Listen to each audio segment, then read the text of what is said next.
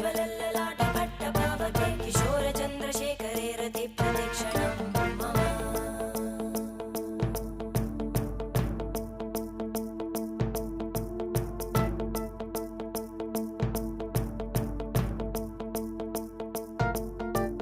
धराधरेन्द्रनन्दिनी विलासबन्धुबन्धुरा स्फुरद्दिगन्तसन्तति प्रमोदमानमानसे कृपाकटाक्षधोरणी निरुद्धदुर्धरापदि क्वचिद्दिगम्बरे मनोविनोदमेतु वस्तुनि